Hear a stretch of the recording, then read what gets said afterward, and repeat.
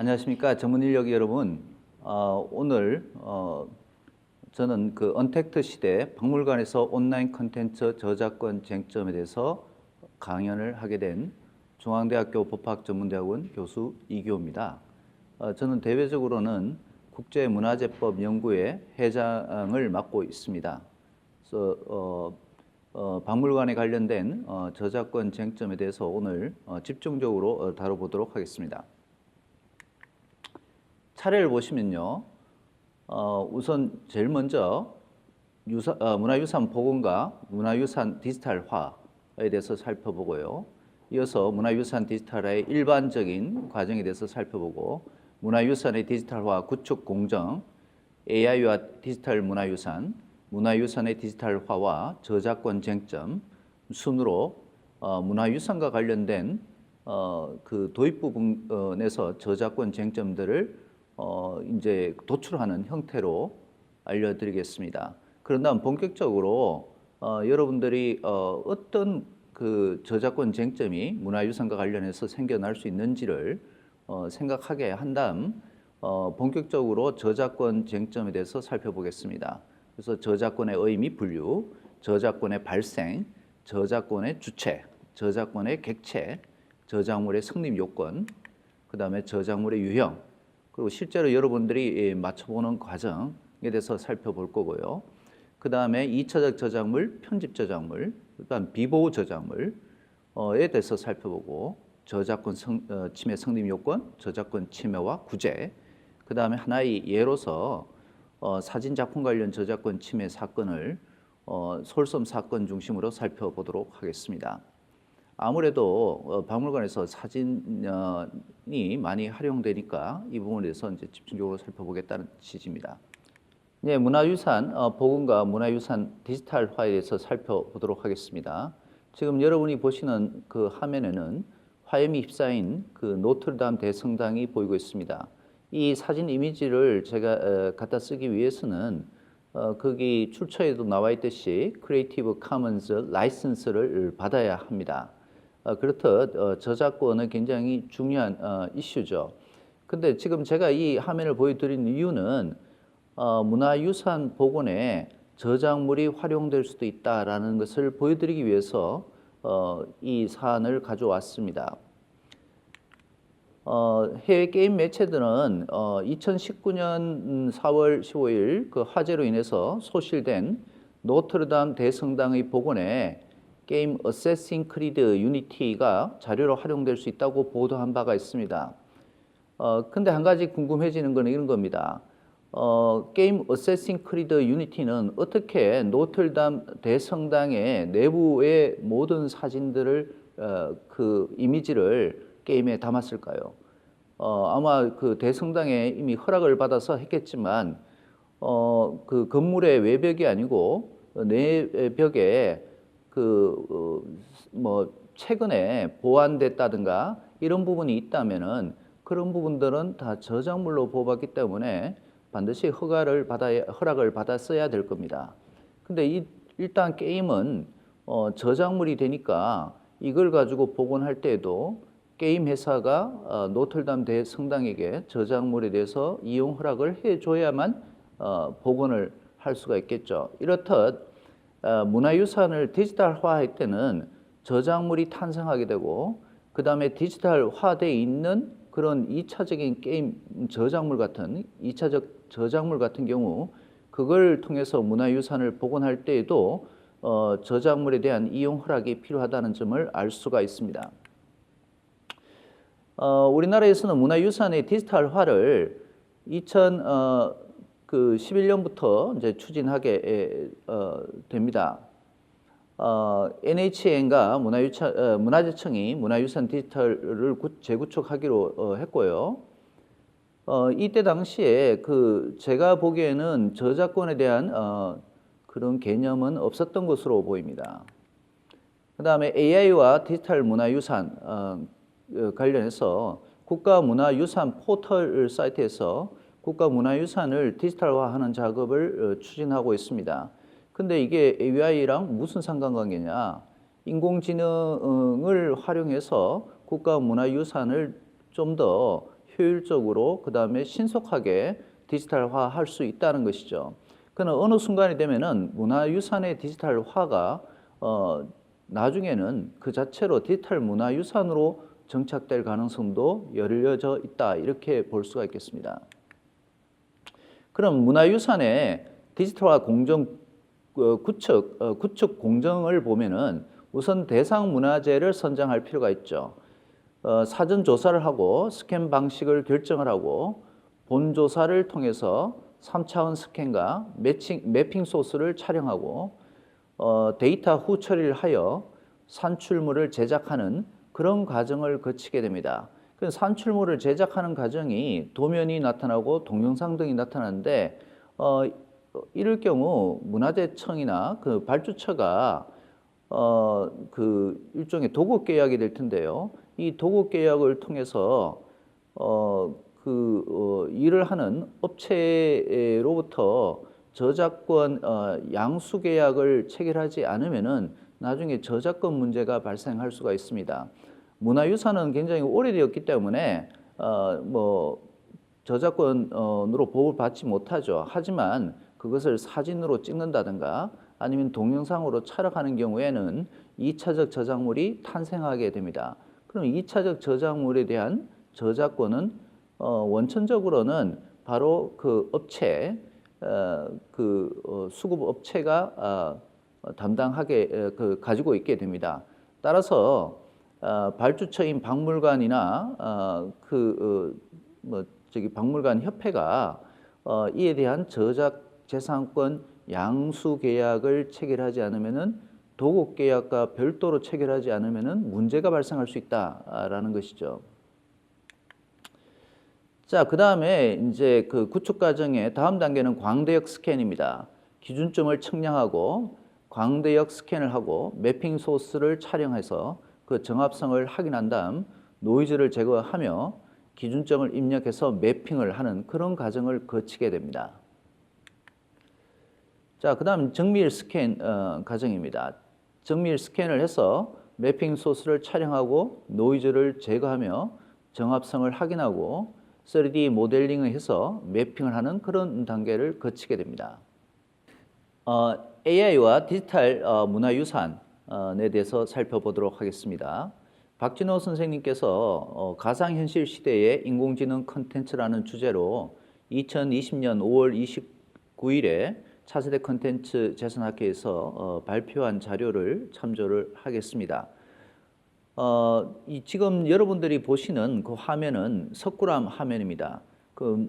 일반인들한테는 개방이 되어 있지 않지만 박진호 선생님 팀이 이 석굴암을 3D로 재현을 해서 이것을 AR, VR로 그 실현을 상상 속에서 여러분들이 볼 수 있도록 그렇게 하는 그런 매핑 작업을 하기 위해서 안에 들어가 있는 상태입니다.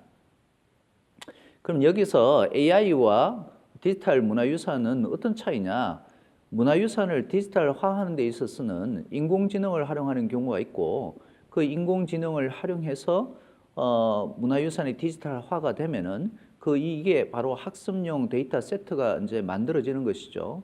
그러면 이걸 통해서 나중에는 또다시 문화유산이 재탄생을 할 수도 있는 겁니다. 그래서 재탄생하게 된 문화유산은 디지털 문화유산이 될 수도 있다는 취지로 해서 문화유산의 디지털화가 아니고 AI와 디지털 문화유산이라는 용어를 사용했습니다.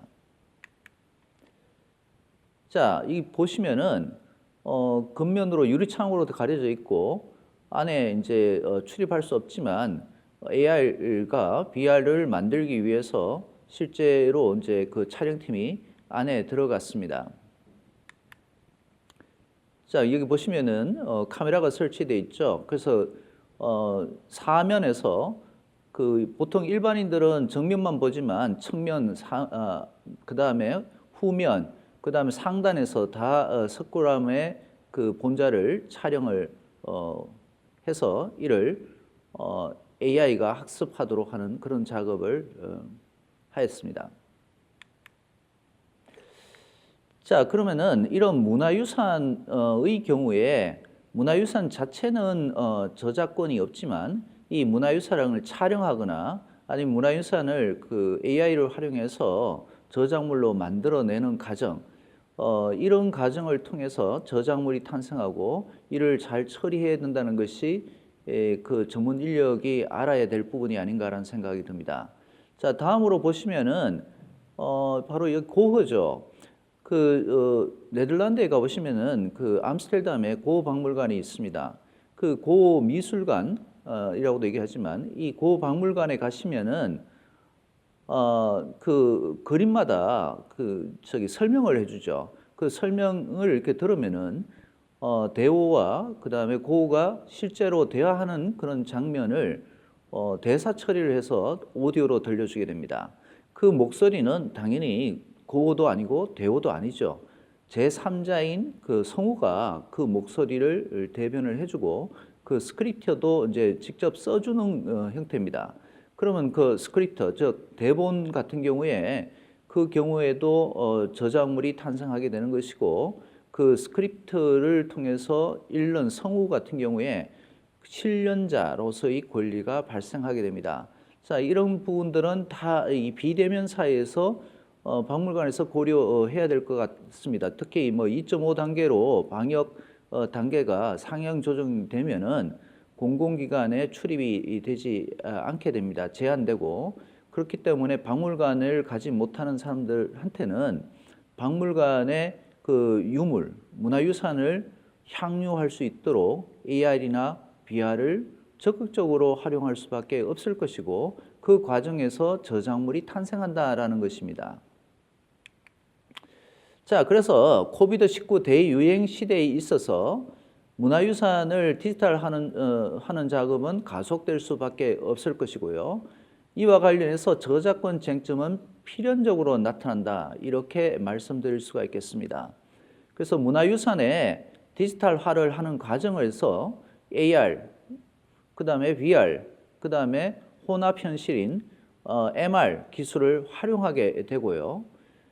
이럴 때 통상적으로는 그 관행적으로 도급 계약을 체결하게 되겠죠. 이 도급 계약에는 저작권 양도 계약이 포함되지 않을 가능성이 굉장히 높아 보입니다. 따라서 계약서를 작성할 때는 그 업무 일을 추진하는 것뿐만 아니고 그 일의 완성 외에도 2차적 저작물 작성권 등 저작권 양도 조항을 포함할 것인지를 선택을 해야만 됩니다.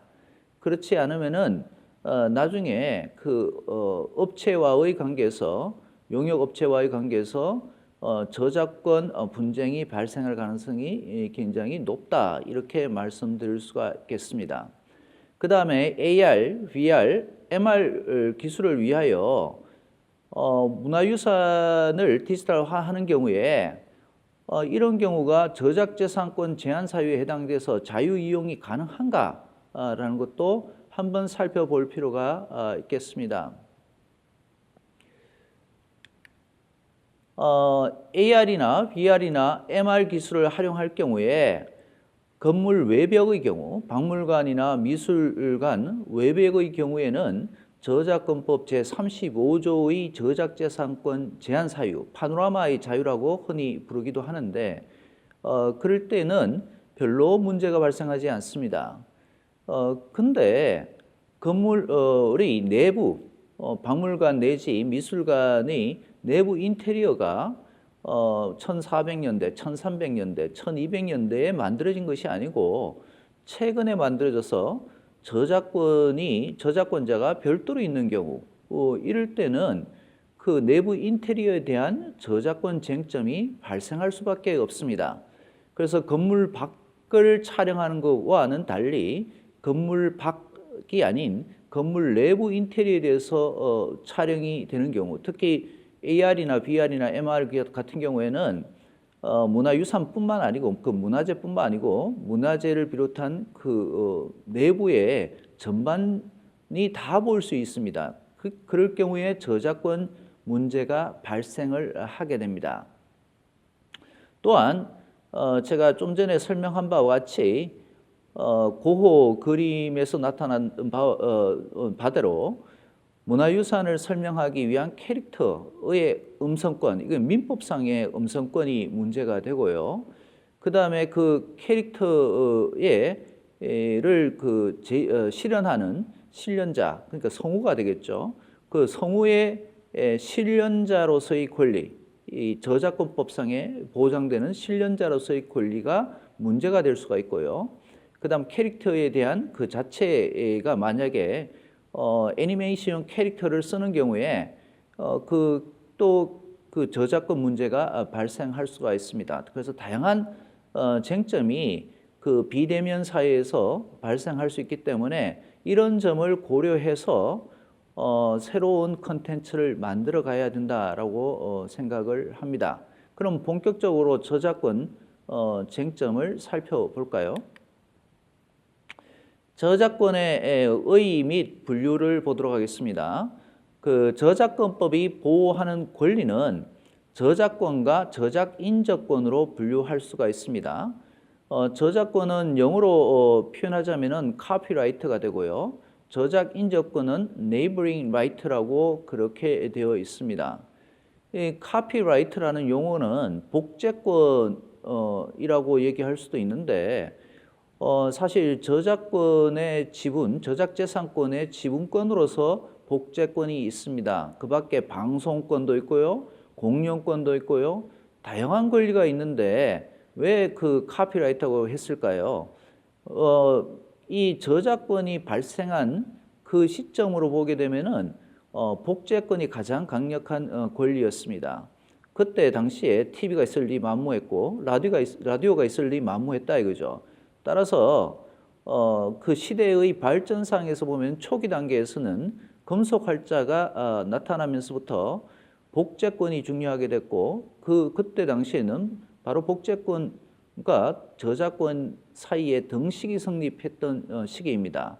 그런데 과학기술이 발달하면서 저작재산권 내에 지분권이 하나 둘씩 확대되어 오는 과정을 거쳤다. 이렇게 얘기를 할 수가 있을 것 같습니다. 저작인저권자에는 실현자, 그 다음에 방송사업자, 음반 제작자가 있습니다. 이러한 분들은 그 창작행위 그 자체는 하지 않았지만 그 창작자 주변에서 그래도 권리를 어느 정도 인정받아야 되는 거 아니냐라고 해서 만들어져 있는 권리 형태입니다. 그럼 저작권이란 무엇이냐라고 보면요. 인간의 사상 또는 감정을 표현한 창작물에 대해서 창작자가 가지는 권리라고 표현을 합니다.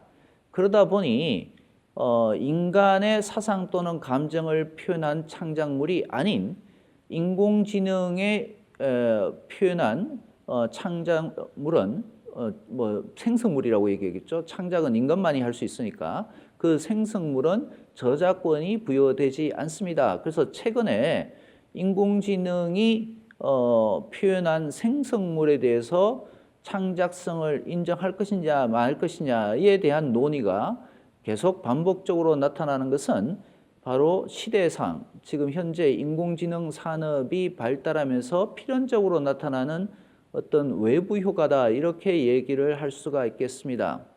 그거는 1차 산업혁명에서도 공해가 발생하고 노동자의 문제가 발생했죠. 이런 것은 그 이전에는 예상하지 못했던 것이고 이런 예상하는 문제를 사회의 구성원이 어떤 식으로 수용하고 감내할 것인가라는 그런 측면에서 보면은 그 외부적으로 나타나는 효과다라고 해서 외부 효과라고 얘기를 합니다.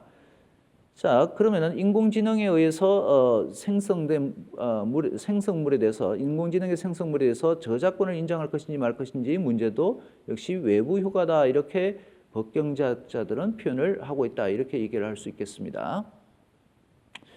자, 2006년 이전만 하더라도 수식어가 있었어요. 인간의 사상 또는 감정을 표현한 창작물 그 앞부분에 문학, 학술 또는 예술의 범위에 속하는 이라는 그런 수식어가 있었는데 이것은 베른 협약에 가입된 국가면은 일반적으로 취하는 그런 입장입니다. 베른 협약에 이 조문이 있기 때문에 그렇습니다. 1800년대 후반에 채택된 베른 협약은 거의 전 세계의 국가가 채택한 그런 협약이라고 볼 수 있는데요. 저작권에 관련된 대표적인 협약이라고 얘기를 할 수가 있겠습니다. 하지만 2006년도에 우리가 개정을 하면서 데이터베이스도 보호하고 컴퓨터 프로그램 등도 제대로 보호하기 시작하면서 물론 컴퓨터 프로그램에 대해서는 컴퓨터 프로그램 보호법이라고 따로 있었기도 하지만 문학 학술의 범주에 속하지 않는 그러한 영역도 자꾸 나타나기 때문에 이 수식어를 빼버린 겁니다. 물론 국제조약은 이보다 더 협소하니까 국제조약에 위반되는 것은 아니죠. 그럼 저작권이란 어떻게 구성되느냐 하면은 두 가지로 구성할 수가 있습니다. 그 첫 번째가 저작재산권이고요. 두 번째가 저작인격권입니다. 이 저작권법 제10조에서 이렇게 규정을 하고 있는데 저작재산권에 대해서는 제가 좀 전에 설명한 바와 같이 복제권, 배포권, 대여권, 2차적 저작물 작성권, 공중송신권, 전시권 이런 것들이 포함되어 있고요. 한정 열거 형태로 되어 있습니다. 근데 이러한 저작재산권은 시대상에 따라서 점점점 확대되고 있는 과정이다. 하지만 입법을 통해서만 보호를 받을 수 있는 그런 권리가 되겠죠. 저작재산권은 재산권의 일종이기 때문에 상속도 되고 양도도 될 수 있는 성질의 것입니다. 반면에 저작인격권은 일신전속적인 권리다라고 해서 상속도 되지 않고 양도도 되지 않는 권리입니다. 저개발국이나 개발도상국의 경우에 실제 출판 현실에서는 매절 계약이 굉장히 많습니다. 즉 작가가 출판사와 계약할 때에 저작재산권을 전부 포괄적으로 양도하는 것이죠. 출판사에게. 자, 이러한 매절 계약이 많다 보니까 결국 저작자, 원초적으로 보면은 본래 창작한 그 저작자의 경우에 대항할 수 있는 권리가 일부분 남아 있어야 된다라고 해서 저작인격권을 두게 됐고요. 여기에는 공표권, 성명표시권, 동일성 유지권 등 권리가 저작자에게 남아 있습니다. 그래서 매절 계약을 하는 경우에는 출판사가 저작재산권자가 되고요. 저작자는 저작인격권만 가지는 저작자가 되는 그런 구조로 되게 됩니다. 자, 판례에 따르면요. 저작인격권이나 저작재산권을 이루는 개별적인 권리는 저작인격권이나 저작재산권이라는 동일한 권리의 한 내용에 불과한 것이 아니라 각 독립적인 권리로 파악해야 하므로 별개의 소송물이 된다라고 판시한 바가 있습니다. 이게 왜 중요하냐라고 하면은 저작인격권만 가지고 있는 것으로 판단해서 저작인격권에 기해서만 소를 제기했다가 패소를 했습니다. 근데 나중에 보니까 저작재산권 중에 일부인 2차적 저작물 작성권 같은 경우에는 양도가 되지 않았다는 것을 발견하게 됐습니다. 그럼 다시 동일한 사안에 대해서 저작재산권의 일종인 일유형인 2차적 저작물 작성권을 기초로 해서 동일한 소를 제기할 수 있느냐? 동일한 소라는 표현은 그렇고요. 동일한 사실관계에 대해서 소를 제기할 수 있느냐? 제기할 수 있다라는 것이 대법원 판결이다라는 것이죠. 자, 그 다음에 저작권의 발생에 대해서 보도록 하겠습니다. 베른 협약은 무방식주의를 채택하고 있습니다. 이 무방식주의는 에 따르게 되면은요, 저작권은 창작한 때로부터 발생하며 등기라든가 등록이라든가 기탁이라든가 이런 특정한 절차나 형식의 이행을 필요로 하지 않게 됩니다. 반면에 이제 미국이 베른 협약에 가입하기 전에는 방식주의를 채택했습니다. 근데 미국이 주도한 UCC라고 얘기를 하는데요. Universal Copyright Convention이죠. 이러한 미국이 주도하는 협약에 가입국이 저조하다 보니까 미국이 결국에는 포기를 하고 전 세계 거의 모든 국가가 가입하고 있는 베른 협약에 가입을 하게 됩니다. 그러면 방식주의를 완전히 포기한 것이냐? 그건 아닙니다. 제가 이제 미국에서 학위를 할 때에 학위 논문을 쓰고 박사학위 논문을 쓰고 등록 및 납본을 하는데 $50가 필요하다고 얘기를 들었을 때에 납본을 할지 말지를 굉장히 고민을 했습니다. 그때 당시에는 제가 뭐 저작권법에서 그렇게 깊이 있게 아는 것도 아니고 그래서 결국 돈이 없는 관계로 돈이 아까워서 등록 및 납본을 하지 않았는데 돌이켜 생각해 보면은 하더라도 저한테는 아무 필요가 없다. 제가 한국 국적자 이상은 아무 필요가 없는 것이다라고 얘기를 할 수 있겠습니다. 그건 왜 그러냐면은 미국이 베른 협약에 가입을 하면서 자기들의 국내 제도는 어느 정도 그대로 가지고 있고 싶으면서 또 베른 협약은 가입을 해야 되는 그런 상황에 처하게 됐습니다. 그래서 미국인들 사이에서는 저작권 침해 소송을 제기하려면은 저작물의 등록 및 납본이 필요하다 이렇게 되어 있고요.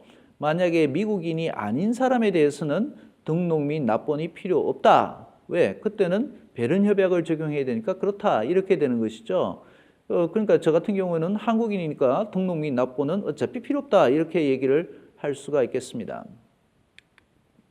자, 저작권의 주체에 대해서 살펴보도록 하겠습니다. 저작권의 주체는 저작자가 되게 됩니다. 저작자라 함은 바로 사상이나 감정의 표현을 창작한 자라고 얘기를 합니다.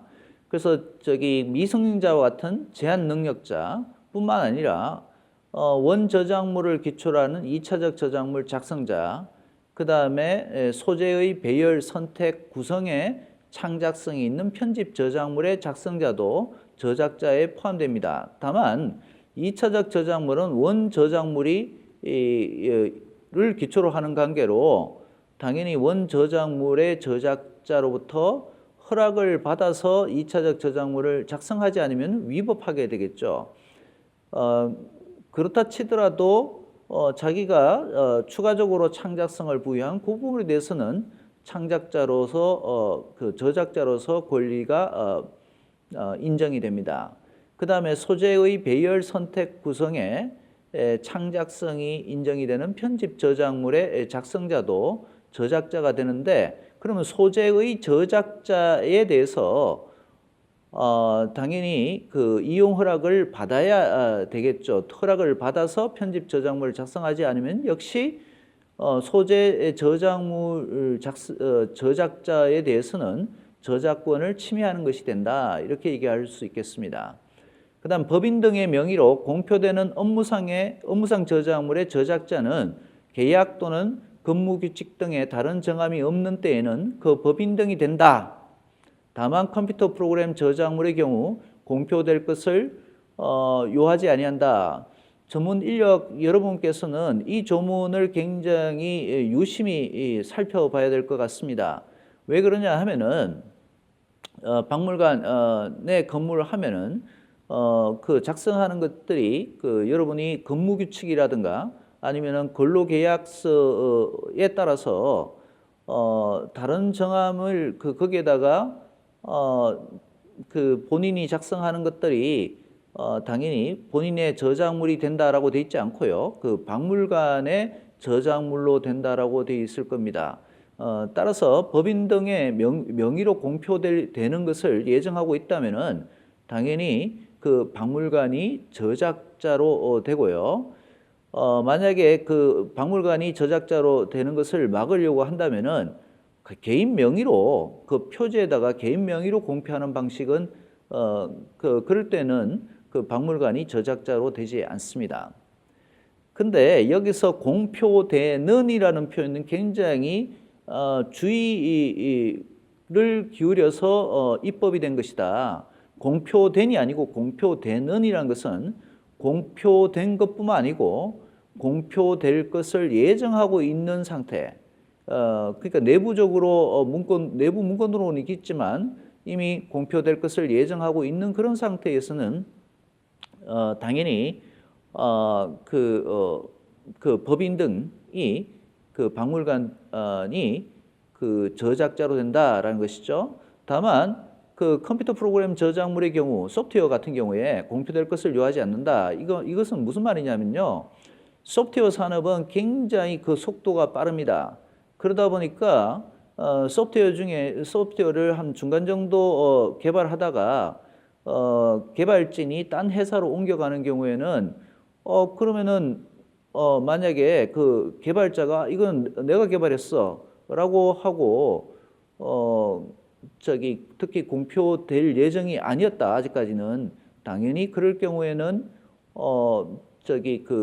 그 기업이 저작자가 되지 않는 경우로 분쟁이 발생할 수밖에 없습니다.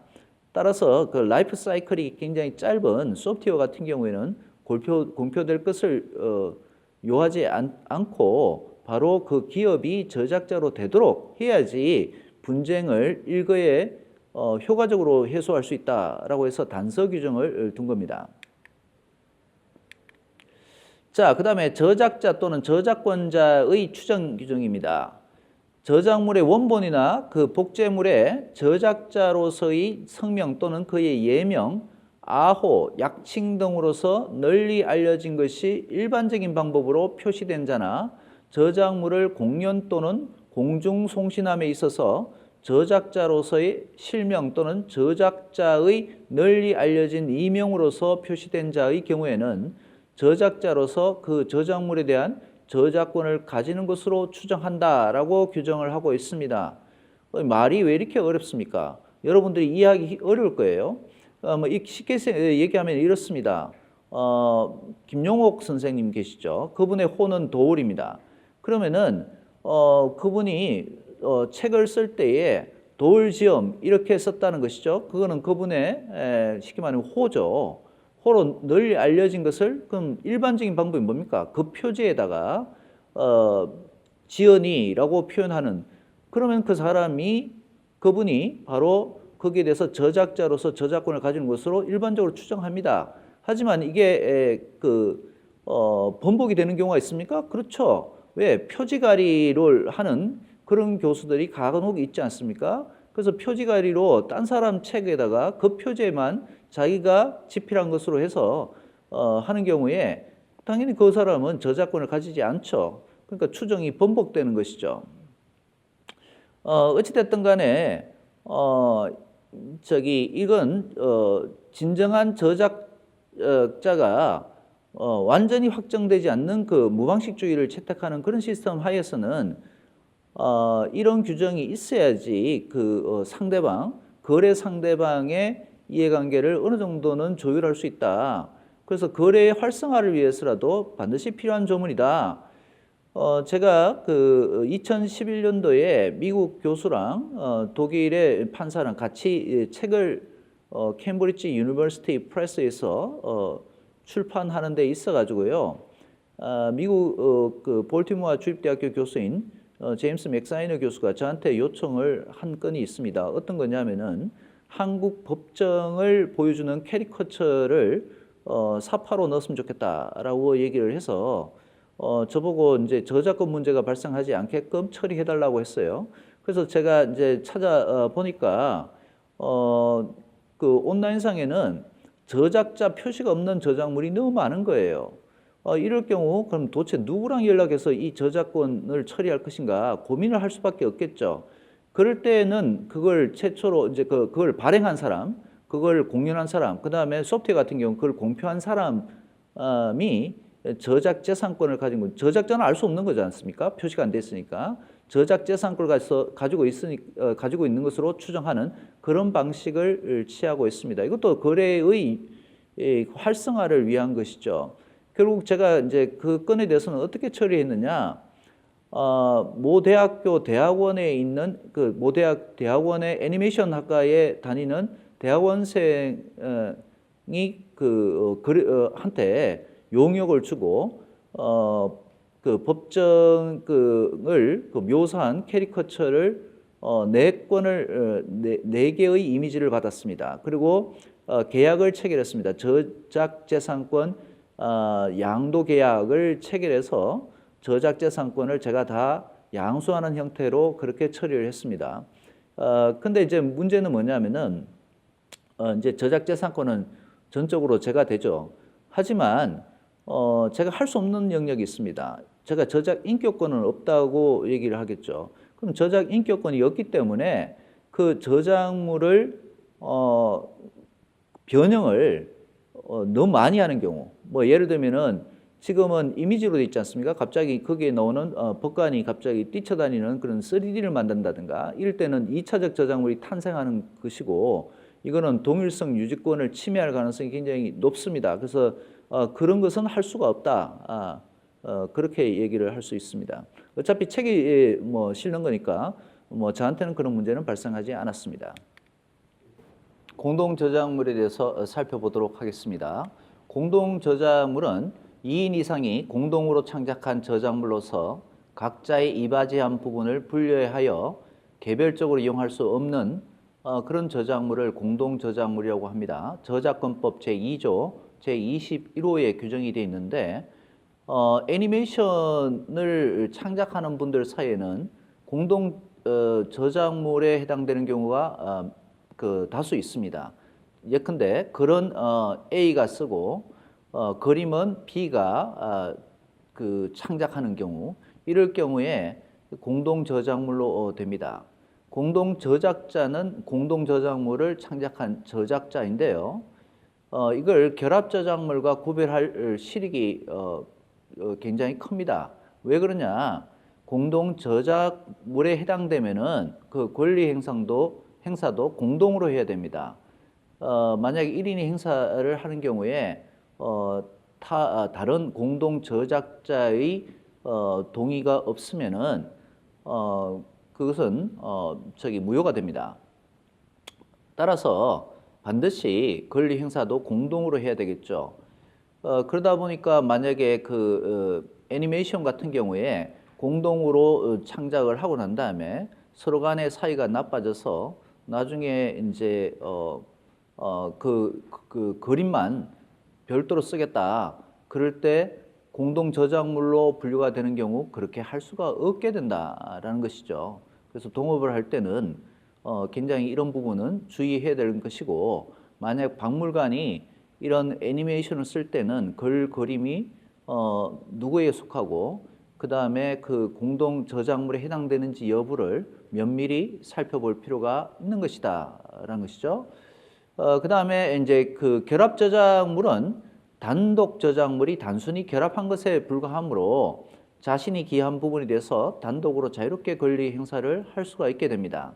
뮤지컬에 포함되어 있는 삽입되어 있는 그런 미술 저작물이라든가 아니면은 음악이라든가 이럴 때에 그걸 결합 저작물로 봐주지 않고 공동 저작물로 보는 경우에 예컨대 뮤지컬이 공연을 하는데 지금 같은 비대면 사회에서는 성공하기가 대단히 어렵게 됩니다. 관객을 유치하기 어렵게 되죠.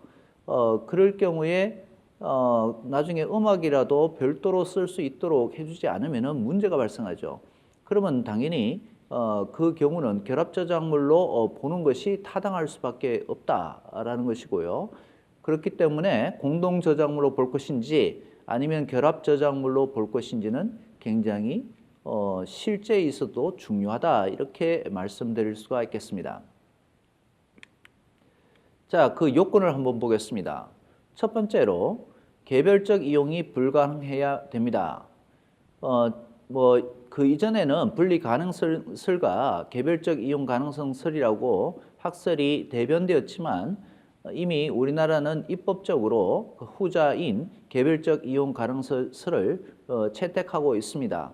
따라서 각 기여 부분을 물리적으로 분리할 수 있더라도 분리한 상태로 개별적으로 이용하는 것이 불가능하다면 공동 저작물로 분류되고 그 저작자들은 공동 저작자가 됩니다. 그 다음 두 번째로 2인 이상이 공동으로 창작에 관여해야 됩니다. 이 2인 이상이 공동으로 창작에 관여할 것을 얘기를 하다 보니까 그럼 동시에 관여하는 경우입니까? 뭐 식사 시간이 다를 수도 있기 때문에 그렇다면은 시차가 달라질 수도 있고요. 그럼 간혹 가다가 2차적 저작물에 해당되는지 아니면 공동 저작물에 해당되는지 그 혼동이 일어날 가능성도 있게 됩니다. 그래서 그 만약에 2차적 저작물이 되려면은 원 저작물에다가 창작성을 추가하는 형태이기 때문에 원 저작물은 개별적으로 이용하는 것이 가능하다는 것이 전제로 됩니다. 하지만 이 공동 저작물은 시차를 달리 하더라도 개별적 이용이 불가능한 경우다. 이렇게 얘기를 할 수 있을 것이고 그 2인 이상이 공동으로 창작에 관여한 경우에 해당됩니다. 창작에 있어서 공동관계가 있어야 됩니다. 그러기 위해서는 공동 창작 의사인 주관적 공동관계와 그 다음에 객관적인 공동관계가 존재해야 합니다. 자, 그래서 판례를 한번 보시면은요, 저작물의 창작에 복수의 사람이 관여하였으나 각 사람의 창작 활동 성과를 분리해서 이용할 수 있는 경우에는 이거는 결합 저작물로 보는 것이 타당하다라고 해서요. 가사와 악곡으로 구성된 외국곡 중 갑이 가사 부분을 새로이 창작하고 얼등이 악곡 부분을 편곡하여 만든 노래에 관하여 외국곡의 국내 관리자인 병주식회사가 저작권 신탁 계약상 수탁자인 정법인의 얼등이 작성한 위 곡의 작곡 또는 편곡 등 곡에 대한 어떠한 저작권도 주장하지 않겠다는 취지의 확인서를 제출하여 작품 신고를 한 다음 저작권 사용료를 지급받자 갑이 병회사를 상대로 작사가에게 기속될 저작권 사용료 상당의 부당이득 반환을 구한 사안에서 위 노래는 갑과 을 등의 공동 저작물이 아니므로 을 등이 저작재산권 지분을 포기하였는지와 관계없이 병회사는 갑에게 저작권 사용료의 일부를 부당이득으로 반환하인다라고 본 사례가 이 사례가 되겠습니다. 한국에는 음악 저작물과 관련해서 두 개의 신탁관리단체가 있습니다. 하나는 음악저작권협회고요. 두 번째는 함께하는 저작인 협회입니다. 이 두 가지가 있지만 두 곳이 있지만 거의 음악 저작자의 그 작곡가 작사가의 97% 정도가 한국 저작권 음악 저작권 협회에 가입이 되어 있습니다. 신탁 계약을 해놨죠. 그러면 그 음악 저작물에 대해서는 한국 음악 저작권 협회가 관리하고 있기 때문에 혹시 만약에 박물관에서 AR과 VR을 만들 경우 배경음악으로 쓸 그런 음악을 선택함에 있어서는 그 저작권이 있는 저작물에 대해서는 한국음악저작권협회랑 협의를 해야 될 가능성이 굉장히 높습니다. 자, 그 다음에 이제 저작자와 저작권자의 관계를 생각을 해보면요. 이미 앞에서 그 일부 설명을 했죠. 저작자는 저작 활동을 창작을 한 사람, 그 사람이 저작자가 되고요. 그 다음에 저작권자는 저작권의 기속 주체가 되는데 이것이 처음 출발점에서는 동일합니다. 하지만 저작재산권은 양도 대상이 되죠. 그 다음에 상속 대상이 됩니다. 그래서 저작재산권이 양도되거나 상속에 의해서 이전된 경우에는 그 저작자와 저작재산권자의 분리가 일어납니다. 그래서 저작자는 저작인격권만 가지게 되고 저작재산권자는 저작인격권이 없는 저작재산권만 가지게 되는 그런 형태가 됩니다. 원저작자의 표시가 없는 저작물의 경우에는 이 경우에는 저작자가 누군지 모르는 상태죠. 그래서 그걸 온라인상에 발행한 사람, 그 다음에 공연한 사람 또는 소프트웨어 같은 경우는 공표한 사람으로 그 표시되어 있는 자가 저작재산권자로 추정이 되고 있기 때문에 뭐 저작자가 언제 발견될지 모르겠지만 이 상황에서는 저작자와 저작재산권자는 달라진다 이렇게 얘기를 할 수 있겠습니다. 그다음에 이제 저작권에는 저작 인격권도 있다고 했죠. 저작 인격권의 주체에 대해서 살펴보도록 하겠습니다. 저작 인격권은 그 창작자의 일신에 전속한다. 즉 상속도 못하고 양도도 못한다. 이렇게 얘기를 할 수 있겠습니다. 하지만 저작자가 사망한 경우 2촌 이내의 유족, 그러니까 2촌 이내니까 직계 존속, 직계 비속, 그다음 형제 자매까지 되겠습니다. 직계 존속이랑 할아버지, 할머니, 아버지, 어머니, 그다음에 자녀, 그다음에 손주, 그렇게 되겠죠. 유언 집행자 등이 저작 인격권 침해에 대해서 침해 정지 등의 일정한 행위를 할 수 있다. 이 경우에도 손해배상은 할 수 없습니다. 왜냐하면 사망을 했고 그러면 원칙적으로 일신 전속에 되는 저작 인격권은 소멸하게 됩니다. 그럼에도 불구하고 명예를 훼손하는 방식으로 사망한 그 저작자의 인격적인 권리를 침해한다고 했을 땐 그 침해 정지는 할 수 있다. 뭐 이렇게 보는 것이죠. 그 다음 저작재산권의 주체에 대해서 살펴보도록 하겠습니다. 저작재산권은 일신에 전속하지 않고 양도되거나 상속될 수 있죠. 그래서 저작물을 창작한 자인 저작자뿐만 아니라 그로부터 저작재산권을 양도받거나 뭐 매절계약이 그 대표적인 그 형태가 될 겁니다. 그 다음에 상속한 자도 저작재산권의 주체가 될 수 있습니다.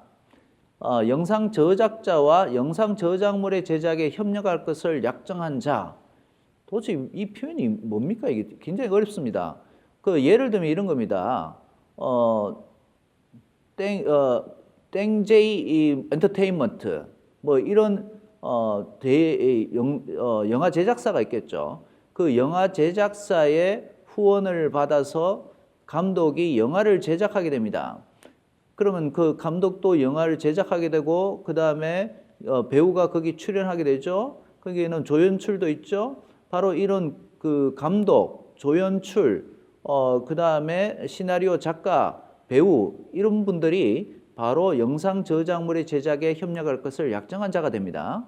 그 영상 저작물에 대해서 그 영상 저작물은 어떤 것들입니까? 영화가 그 대표적인 것이고 드라마, 게임도 여기에 해당되고 애니메이션도 여기에 해당될 겁니다. 영상적 효과로서 나타나는 것이 영상 저작물이 되겠죠. 저작권을 취득한 경우에 특약이 없는 한 그 영상 저작물의 이용을 위하여 필요한 권리는 영상 제작자에게 양도된 것으로 추정한다. 이거는 영화 산업을 위해서 꼭 필요한 조문이기도 합니다. 각 나라마다 이와 관련해서는 달리 규정하고 있다고 보시면 되는데 왜 이 조문이 필요하냐? 기본적으로 영화나 드라마는 공동 저작물입니다. 이거 분리시킬 수가 없어요. 그 분리시켜서 개별적으로 이용하는 것이 힘들죠. 연출자가 뭐 시나리오 작가는 당연한 것이고 연출자가 자기가 그 대사를 바꾸는 경우도 있을 것이고 아니면은 화면의 구성을 바꾸는 또 영상 감독이 있을 것이고 또 무대 조연출이 있을 것이고 심지어는 배우가 대사를 바꾸는 경우도 있습니다. 자, 이렇기 때문에 공동 저작물인데 공동 저작물은 그 중에 한 명이라도 반대하면은 유통이 불가능해지죠. 그럼 영상 제작자가 거기에다가 투자를 하겠습니까? 그렇기 때문에 투자한 자, 영상 제작자에게 그 영상 저작물의 이용을 위해서 필요한 권리를 양도한 것으로 추정하지 않으면은 영화 산업이 그 발전하기가 어렵습니다. 그래서 이런 추정 규정을 둔 것이죠. 이 경우 영상 제작자가 영상 저작물의 저작재산권자로 이제 추정이 되는데요. 이 경우 영상 저작물의 제작에 사용되는 소설, 각본, 미술 저작물 또는 음악 저작물 등의 저작재산권은 이 추정 규정에 의해서 영향을 받지 아니한다. 이게 무슨 말이냐면은 예컨대 상도, 소설 상도는 최인호 선생님이 쓰신 소설입니다. 그 상도가 드라마로 그 제작이 됐죠. 그럼 2차적 저작물이 탄생한 것이죠. 그러면은 그 소설은 당연히 그러면 MBC에서 저기 드라마를 상영을 했으니까 상영이 됐으니까 당연히 MBC가 거기 저작권에 대해서 가지게 되느냐? 그건 아니죠. 그 시나리오 그 소설에 대해서는 당연히 최인호 선생님이 가지고 있는 것이죠. 그 다음에 인정사정 볼 것 없다라는 영화가 있죠. 거기서 유명한 계단씬이 있습니다. 그 계단씬에 보시면은 그 음악이 비지스의 할러데이라는 음악이 흘러나옵니다. 그 할러데이 음악이 흘러나오는데 이거는 기존에 있는 곡을 그 화면에다가 삽입을 한 것이죠. OST로. 그러면은 당연히 그 저작자상권은 거기에 대한 작사가와 작곡가가 거기에 대한 저작자상권을 가지고 있으니까 그 영화에 의해서 그 영상 제작자, 그 영화 제작자에게 양도되는 것이 아니죠. 로열티를 내고 저작물 이용료를 내고 써야 된다 이렇게 되는 것이죠. 자, 저작권의 주체를 좀 더 세밀하게 살펴보도록 하겠습니다. 이미 살펴본 바와 같이 인간의 사상 또는 감정을 창작적으로 표현한 창작물이 저작물이다. 그래서 현행법상으로는 인공지능이 생성한 생성물은 저작물이 아니다. 이렇게 얘기할 수 있습니다.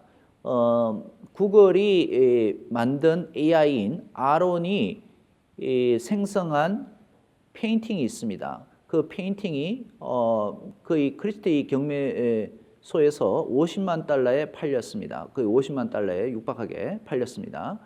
근데 그것이 팔린 것은 최초가 아니고 구글이 만든 AI가 만든 작품이라고 해서 팔린 것이지 저작물이기 때문에 팔린 것은 아니다. 이렇게 봐야겠죠.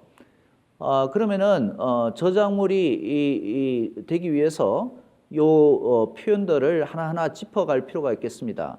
특히 법학에서는 분설해서 해석을 하는 것이 굉장히 중요합니다. 인간의 사상 또는 감정이니까 인간이니까 코끼리나 인공지능이나 로봇이 생성한 것은 여기에 포함되지 않는 것이죠. 그 다음에 사상이 들어가는 거니까 사실 전달에 불과한 것은 창작성이 없다. 그 저작물로서 보호받지 못한다라는 것이죠. 그래서 신문 기사로 나와 있는 그 뉴스는 일면 기사는 원칙적으로 보호받지 못하게 됩니다. 왜냐하면은 사상을 전달한 것이 아니고 오늘 16청에서 A라는 사람이 자살했다라는 그 기사는 사실을 전달한 것에 불과하기 때문에 창작성이 없게 됩니다. 그러면 신문에서 창작성이 있는 부분은 어느 부분이냐? 논설, 논평, 그 다음 독자 투고란, 캐리커처, 그 다음에 광고, 이런 부분들이 창작성이 있고요. 그 다음에 사진도 창작성이 있게 됩니다. 그러면 1단 기사에서 보면은, 일면 기사에서 보면은 거의 창작성이 없는데, 그럼에도 불구하고 그 일면 기사를 스크랩한다 또는 스캔한다. 그랬을 때는 저작권을 침해하게 됩니다. 왜 저작권을 침해하게 됩니까? 편집 저작물이기 때문에 그렇습니다. 그 소재 자체는 창작성이 없더라도 소재의 배열 선택 구성에 창작성이 있는 것이다. 즉 신문마다 1단 기사를 뭘로 쓰고 2단 기사를 뭘로 쓰고 3단 기사를 뭘로 쓸지를 정하고 그것을 배치를 하기 때문에 그 배열, 선택, 구성에 창작성이 있는 것이다. 이렇게 보는 것입니다. 따라서 그 신문 기사의 창작성을 침해하지 않으려면은 어떻게 해야 됩니까? 그 사실만 전달하는 그 부분을 타이핑을 해서 타이핑만 하면은 출처가 잘 밝혀지지 않으니까 그래도 도덕적으로 윤리적으로는 출처를 밝혀주는 것이 타당하겠죠. 그래서 그러면은 저작권 침해가 전혀 일어나지 않는다는 것이죠. 그럼 창작성이란 무엇이냐라는 겁니다. 그 기존의 다른 저작물을 모방하지 않았다는 것 또는 저작물의 작성이 개인적인 정신적 활동의 결과라는 것을 의미하며 사상, 감정 자체에는 창작성이 없어도 표현의 형식 또는 방법의 창작성이 있으면 족하다 이렇게 평을 합니다. 그러면 이것만 보면은 독자적으로 작성하면 창작성이 있다. 이렇게 보는 형태가 되겠습니다. 따라서 우연히 그 내용이 같더라도 독자적으로 작성을 하면은 창작성이 인정되는 거기 때문에 신규성 또는 독창성과는 개념이 다른 것이다. 이렇게 볼 수가 있겠습니다. 그래서 판례를 지켜보면요. 1995년 11월 14일 선고된 94도 2238 판결. 여기서 보시면은 이 판결을 어떻게 읽느냐? 대법원이 1995년 11월 14일 날 선고를 했는데 94니까요. 상고된 시점이 1994년이라는 뜻이고요. 도는 고노도 고는 1심 사건, 형사 사건 중에 1심 사건이고요. 노는 형사 사건 중에 2심 사건이고요. 도는 형사 사건 중에 3심 사건입니다. 그러니까 이건 형사 사건이라는 뜻이죠. 저작권 침해죄 사건입니다. 그 다음에 2238은 시리얼 넘버가 되겠죠. 자, 그러면은 이 판례에 따르면은 뭐라고 합니까? 앞에서 얘기한 것 같이 독자적 작성이 바로 창작성이다. 이렇게 표현을 했습니다. 그런데 뭐 창작성은 엄밀하게 얘기하면은 두 가지 요소로 구성되어 있다라고 얘기를 할 수가 있겠습니다. 첫 번째는 독자적 작성입니다. 그 다음 두 번째는 최소한도의 창조적 개성, 이렇게 이루어져 있습니다. 근데 학술적 저작물의 경우에는 최소한도의 창조적 개성은 늘 담보되는 것이다. 그렇기 때문에 이 판례에는 세탁학 기술개론 서적에 관련된 사안이 있고, 따라서 독자적 작성만 얘기를 하고 있었지만 기능적 저작물, 뭐 설계도면이라든가 이럴 경우에는 독자적 작성뿐만 아니고 최소한도의 창조적 개성을 요구하는 형태로 창작성을 표현하고 있습니다. 그래서 창작성의 요소는 두 가지다. 첫 번째는 독자적 작성이고요. 두 번째는 최소한도의 창조적 개성이다. 이렇게 얘기를 할 수가 있겠습니다. 그럼 또 사상 또는 감정이 외부로 표현된 것이다. 그럼 사상 그 자체, 그걸 아이디어라고 하죠. 그것을 표현한 아이디어의 표현을 보호하는 것이 저작권법입니다. 그래서 가끔 신문지상에서 내 아이디어를 표절했어. 이거는 저작권 위반이야 라고 하지만 그거는 아닙니다. 아이디어 자체를 뺏긴 것만으로는, 표절한 것만으로는 저작권 침해가 되지 않고요.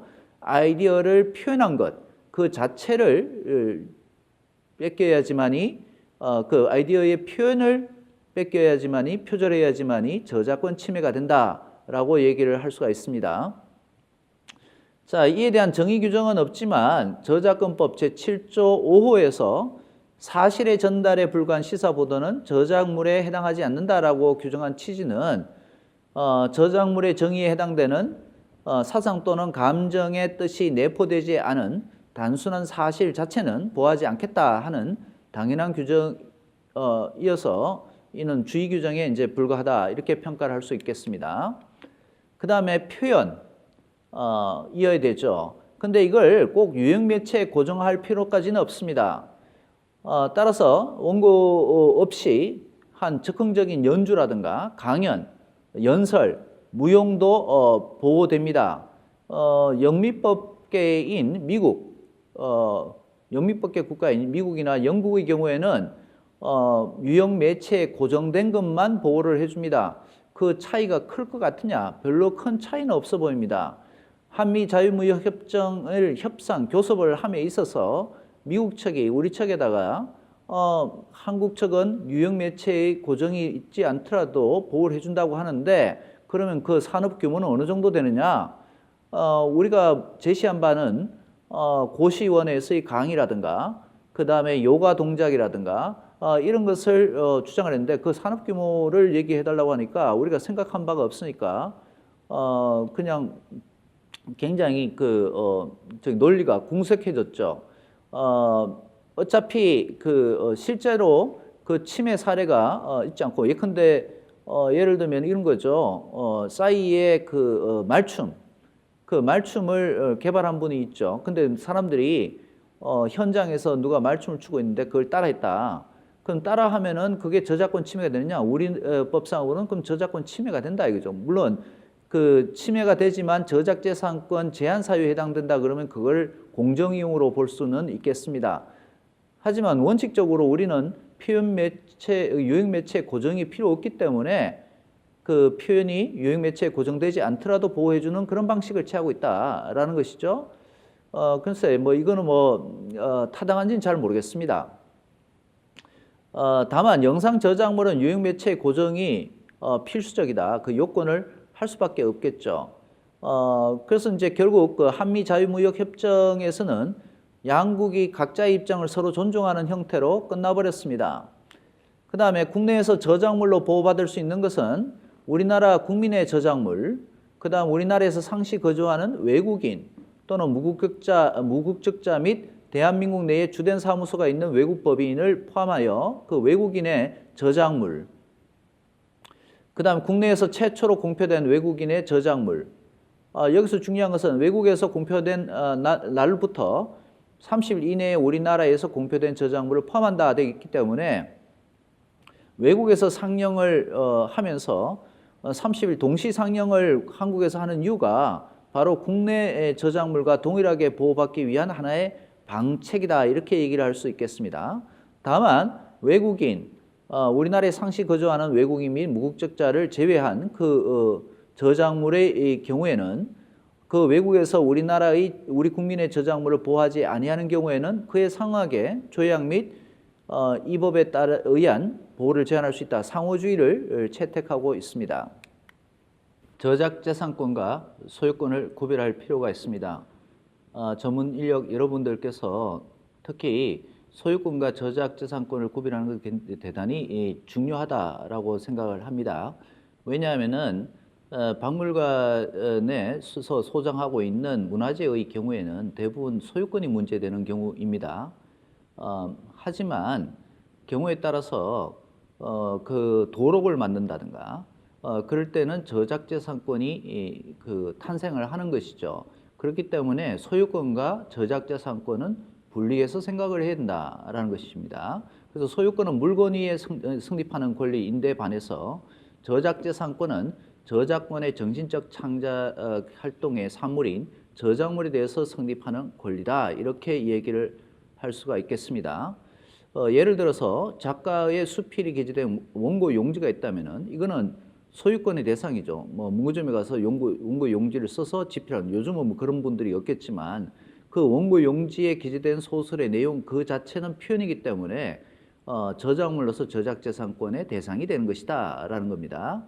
그래서 사진 작가가 사진을 찍어준 경우 그 사진에 대해서 만약에 피사체인 사람은 만약에 필름값을 줬다. 그러면 그 소유권, 필름에 대한 소유권은 피사체인 그 대상자에게 있고요. 거기에 대한 저작권은 그 사진 저작물에 대한 저작권은 그 사진 작가한테 있는 것이다. 이렇게 봅니다. 자, 지금 이게 안견의 목류도원도입니다. 안타깝게도 이 목류도원들은 일본 텐리 대학 중앙도서관에서 소장하고 있고요. 일본 텐리 대학교가 소유권자로 되어 있습니다. 우리나라에 나들이를 나와서 박물관에서 전시된 적이 있는데 그때 당시에 도록을 만들지 않을 것을 조건으로 해서 우리나라에서 전시를 했다고 합니다. 그렇기 때문에 이와 관련된 것을 생각해 보면 이거는 소유권의 문제죠. 일본 텐리 대학교가 소유권자로서 그러한 처분 권능에 대해서 행사를 한 것입니다. 저작재산권에 대한 문제는 전혀 아니다라는 것이죠. 이미 저작권법이 없던 시절이고 그 다음에 저작권 보유기간이 있다고 하더라도 저작권 보유기간이 확 지났죠. 그러니까 이건 소유권 문제로만 다루게 되는 것이다 이렇게 봅니다. 자, 그러면 구체적으로 사례를 보시면 세탁학 기술 개론 사활은 앞에서 살펴봤죠. 이 세탁학 기술 개론 사건을 보시면요, 창작성이라는 것은 독자적 작성이다 이렇게 얘기를 하고 있고요. 근데 이 사안에서 판결 요지 2번을 보시면은 굉장히 재밌는 부분이 있습니다.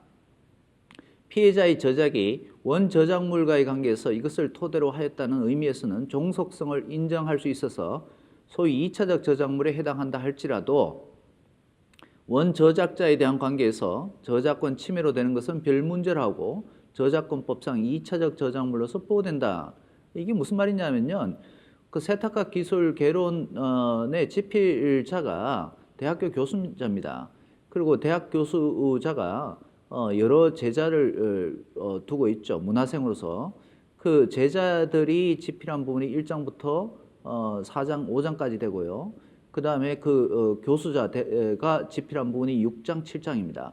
그러면은 6장, 7장은 그 교수자가 집필했지만 나머지는 그 제자들이 집필한 거죠.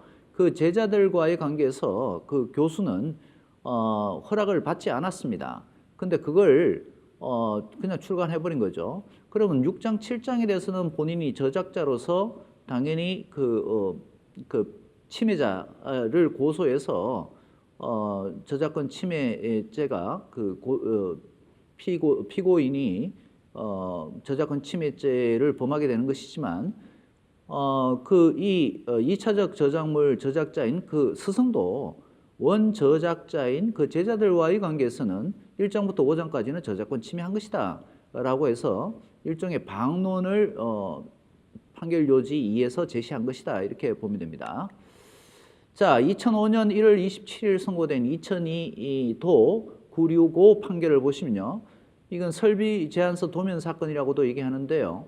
지하철 통신 설비 중 화상 전송 설비에 대한 제한서 도면에 관하여 기능적 저작물로서의 창작성을 인정하기 어렵다는 이유로 그 저작물성을 부인한 사례인데 이 기능적 저작물에서는 창작성이란 그 독자적 작성과 최소한도의 창조적 개성으로 이루어졌다 이렇게 표현을 하고 있습니다. 그럼 두 판례가 불일치하는 것이 아니냐? 그렇지 않다라는 것이죠. 그 세탁학 기술 개론 사건이 1990년대에 이제 내려졌고요. 이것을 보면 독자적 작성만을 요건으로 하고 있지만 이런 그 학술적 어문 저작물의 경우에는 제가 이미 설명한 바와 같이 창조적 개성은 당연히 담보되어 있는 것이다. 이렇게 했기 때문에 무건 처리한 것이다. 이렇게 보는 것이 타당하겠습니다. 자, 그 다음에 사진 저작물과 관련해서 보시면요. 이건 해운대 찜질방 사진 사건인데요. 광고용 책자에 게재된 광고 사진 중에 응심점의 내부 공간을 촬영한 사진은 누가 찍어도 비슷한 결과가 나올 수밖에 없는 사진으로서 사진 저작물에 해당한다고 보기 어렵지만 찜질방 내부 전경 사진 이게 그 해운대를 전경으로 해서 통유리가 있고요. 그 모델을 눕혀놓고 찍은 그 사진은 모델에 초점을 두게 되면 사실 해운대 부분은 바다 전경은 흐릿하게 나와야 되는데 바다 부분도 선명하게 나오고 모델도 선명하게 그렇게 촬영이 되었습니다. 따라서 이 그 찜질방 내부 전경 사진은 촬영자의 개성과 창조성을 인정할 수 있는 사진 저작물이다. 즉 그 해운대 저기 찜질방 사진 관련해서 인테리어 부분은 사진 저작물에 해당하지 않고 모델을 배경으로 해서 모델과 그 해운대를 배경으로 해서 찍은 것은 창조성이 창작성이 있다. 창작성이 있는 사진 저작물이다. 이렇게 평가를 했습니다. 사진 저작물의 경우에는 굉장히 표현 그 자체만이 아니고요. 그 표현을 표현으로 가기까지의 피사체의 선정이라든가 구도의 설정, 빛의 방향과 양의 조절, 카메라 각도의 설정, 셔터의 속도, 셔터 찬스의 포착, 기타 촬영 방법, 현상 및 인화 등의 과정에서 촬영자의 개성과 창조성이 인정되면은 저작권법상 보호되는 저작물에 해당한다 이렇게 판시를 한 바가 있습니다. 따라서 박물관에서 제작하는 도록의 경우 저작물에 해당될 겁니다. 왜 그러냐면은 제가 가서 박물관에서 촬영이 가능하다고 하는 영역에서 유물을 찍으면은 빛이 반사돼서 대충 나오거든요. 하지만 사진 작가가 찍을 경우에는 굉장히 선명하게 나오죠. 자, 이럴 경우 이건 창작성 인정돼서 사진 저작물로 분류가 되고요. 따라서 박물관이 그런 도록을 만드는 경우 또는 그런 사진 촬영을 전문 사진 작가를 통해서 하는 경우에 일단 도곡계약뿐만 아니라 그 도곡계약 안에 저작재산권 양도 계약을 체결하는 것이 필요해 보인다. 이렇게 그 평가를 할 수가 있겠습니다. 자, 그 다음에 서울고등법원 2006 11월 14일자 2006라 503 결정입니다. 이 사건은 왕의 남자 사건인데요. 이 사건 대사가 굉장히 짧습니다. 나 여기 있고 너 거기 있어라는 대사입니다. 이게 저작물성이 있겠느냐라는 것인데 이것은 아이디어를 표현하는 데 있어서 표현의 한계가 있는 겁니다. 즉 아이디어와 표현의 합체가 일어나는 영역이다라고 표현합니다. 비가 내린다라는 그런 표현도 마찬가지입니다. 표현은 표현이죠. 하지만 그 생각하는 바를 표현으로 함에 있어서 비가 내린다는 표현 외에 쓰기가 굉장히 어렵다. 이럴 경우에는 이것은 창작성을 인정하기가 어렵다는 것이죠. 왕의 남자를 제작한 감독 이준익 감독이 본인이 인터뷰에서 이미 밝힌 바와 같이 본인은 연극 2에서 오마주를 했다라고 얘기를 한 바가 있습니다. 근데 연극 2에 나오는 이 대사는 또 희곡 뮤지컬 희곡 키스의 대사를 따온 겁니다. 그러니까 이제 키스의 저작자 희곡 키스의 저작자가 영화 상영 금지 가처분 신청을 한 사안이 이 사안입니다. 이 사안은 나 여기 있고 너 거기 있어 그 대사는 창작성이 없다 이렇게 판단을 한 것이죠. 자, 그 다음에 광고용 카탈로그 제작을 위해서 제품 자체만을 충실하게 표현한 사진의 창작성을 부인한 사례가 있는데요. 이건 뭐냐 하면은 햄 사진을 찍는데 주문으로 그 사진 제작을 한 겁니다. 그래서 여러 개의 주문한 사진 중에서 선택을 해서 잡지에 실는 그런 방식을 취했는데요. 그 햄 사진이 실사와 거의 똑같았습니다. 거의 그 향기가 날 정도로 햄의 냄새가 날 정도로 그렇게 찍었다라는 것이죠. 그러면 이게 너무 충실하게 찍었기 때문에 창작성이 없다 이렇게 표현했는데 사실관계를 보면은 이게 주문형이어서 여러 개 중에 하나 선택을 할 수 있는 것이죠. 그 도곡계약인 거죠. 그렇기 때문에 그 창작성을 부인한 것으로 보이고요. 실제로 전문 사진작가가 찍은 사진들은 대부분 창작성이 있다 이렇게 판단을 할 수 있겠습니다. 자, 그 다음에 한국 입찰 경매 정보지 같은 경우는 그 소재의 배열이나 선택에 창작성이 있기 때문에 편집 저작물에 해당된다. 그 소재 자체는 창작성이 없더라도 경매 정보가 무슨 창작성이 있겠습니까? 하지만 입찰 경매 정보를 이렇게 쭉 나열하는 형태가 어떤 형태로 하느냐? 지역별로 할 것인지 아니면 산지 녹지 위주로 할 것인지 이런 것은 소재의 선택 배열에 창작성이 있는 것이니까 이 편집 저작물에 해당한다라고 판시한 사례가 있습니다. 자, 저작물의 유형으로는 어문 저작물, 상도, 소설 상도는 어문 저작물이죠. 그 다음에 음악 저작물, 여기서 이제 작사 부분, 가사 부분도 음악 저작물로 분류됩니다. 어문 저작물이 아니고요. 작곡 부분도 음악 저작물이 되죠. 근데 여기서 재밌는 것은 이 돌아와요 부선항이도 작사 부분과 관련해서는 2차적 저작물이라는 겁니다. 원작은 돌아와요 충무항해입니다. 그래서 항선우 작사 부분은 사실 원작자와 관계에서는 저작권을 침해한 부분인데 나중 원작자의 그 유가족과 협의를 해서 조정한 다음에 1억 6천만 원을 주고 조정을 한 그런 사안입니다. 자, 그 다음에 이제 무용 저작물이죠. 제가 이 사진을 어떻게 썼느냐, 바로 이제 크리에이티브 카먼스에서 크리에이티브 카먼스 라이선스를 받아서 위키피디아에서 사용한 그런 사진입니다. 연극 저작물에 해당되죠.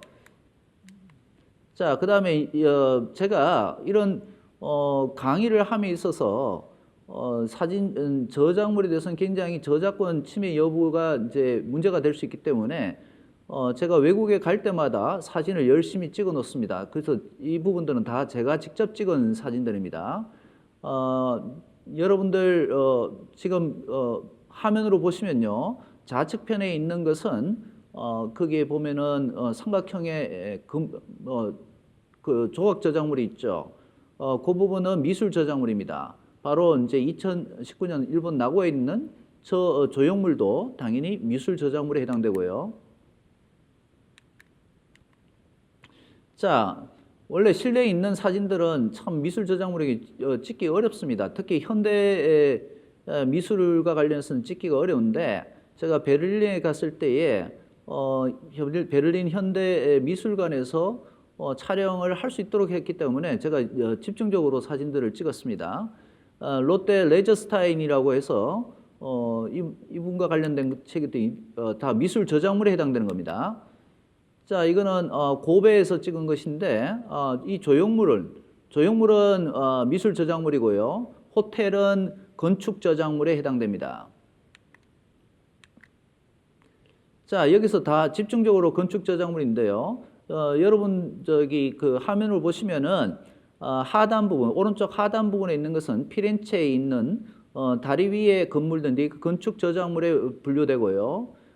저기 그 왼쪽 제일 상단 부분에 있는 것은 구 러시아 공사 아간파천의 그 대상 건물이 됐던 러시아 구 공사관입니다. 자, 그 다음에 좌측 부분을 보시면요, 좌측 부분에 있는 설계도면은 건축 저작물로 분류가 됩니다. 건축물과 그 설계도와 그 모형은 건축 저작물로 분류되기 때문에 바로 그 에펠타워의 설계도면인데요. 그 설계도면으로 분류가 되고요. 그 다음에 중간 부분에 있는 것은 피렌체의 두오모 성당이죠. 건축 저작물이고요. 그 다음에 우측편에 보이는 것은 그 타워, 고베 타워는 포르토 타워는 그 안에 사람들이 저기 그 매점도 있고 그렇기 때문에 주거를 할 수 있는 공간으로 판단한다면 건축 저작물이 되고요.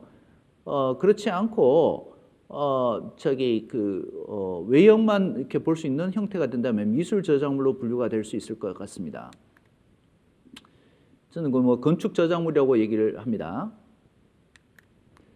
자, 그 다음에 위에 부분은 경복궁 경회로입니다.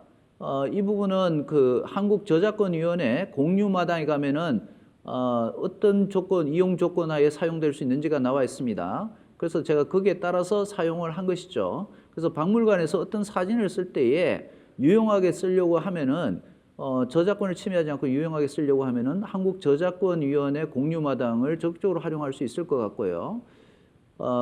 그 우측편에 보이는 것이 김홍태 작의 솔섬입니다. 이것도 한국저작권위원회 공유마당에서 가져온 겁니다. 그 다음에 그 아래 하단 왼쪽 부분은 제가 국립현충원에서 찍은 사진입니다. 사진 저작물들이죠.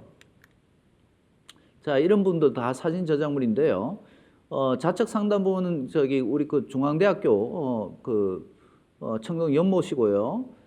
그 다음에 우측 하단 부분은 청와대 뒤편에서 찍은 서울 광경인데 뭐 해외에서 찍었다고 해도 뭐 저기 사람들이 쏘을 정도로 굉장히 청명한 날에 찍은 서울의 풍경입니다. 그 다음에 왼쪽 하단 부분은 바로 북경에 있는 10차례 수생공원입니다. 자, 그 다음에 왼쪽 부분은 수성동 계곡이고요. 오른쪽 부분은 바로 이제 스페인 쿠엔카 뭐 인류 문화유산이죠. 이 둘도 다 사진 저작물에 해당됩니다.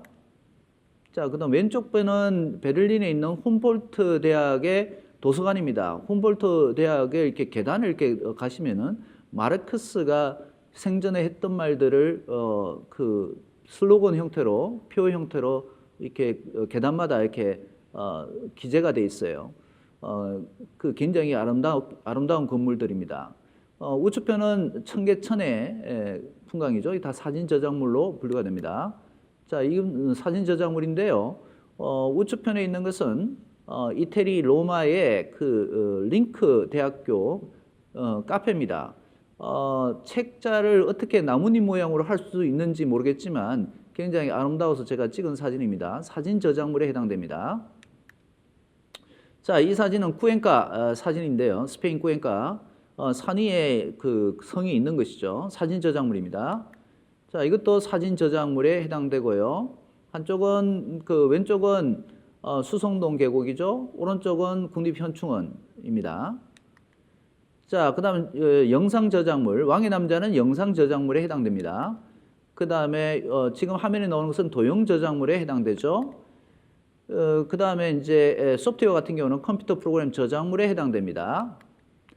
자, 그다음에 이미 제가 살짝 설명한 바가 있긴 한데 뮤지컬 사랑은 비를 타고라는 거기에서 그 삽입되어 있는 다른 그 저작물들, 음악이라든가 미술이라든가 이런 것들이죠. 이런 것은 그 결합 저작물이다. 이 뮤지컬 자체가 결합 저작물이라고 보고 다른 저작자의 동의가 없더라도 유통시킬 수 있다라고 판단한 것이 이 사례입니다.